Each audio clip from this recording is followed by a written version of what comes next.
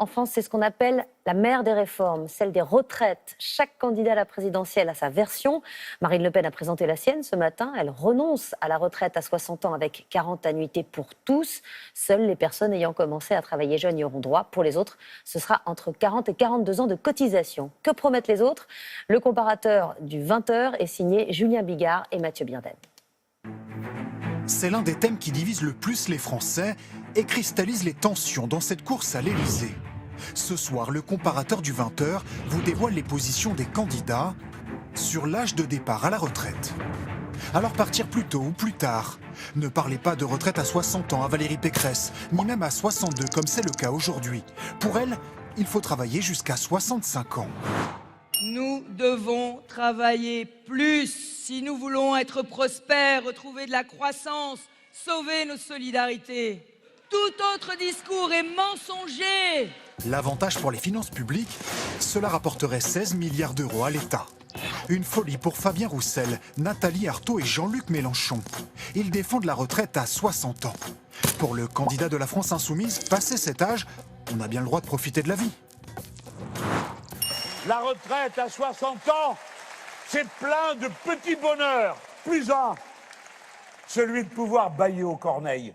Celui si on a envie de ne rien faire. Parce que la destinée de l'être humain n'est pas de s'activer en courant partout. Mais le droit de ne rien faire, ça coûte cher. La retraite à 60 ans, c'est 20 milliards d'euros par an minimum. Alors d'autres sont plutôt pour un statu quo. Anne Hidalgo ou encore Yannick Jadot.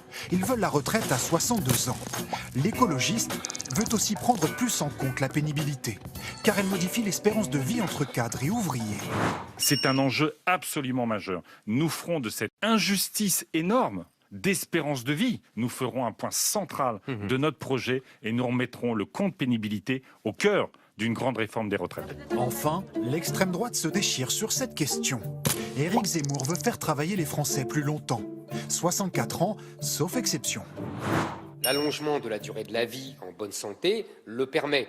Par rapport, si vous voulez, quand on a établi la retraite à 60 ans en 1981, on vivait moins vieux qu'aujourd'hui quand on établira la retraite à 64 ans. Donc je pense que c'est raisonnable. Au contraire, Marine Le Pen veut réduire la durée du travail.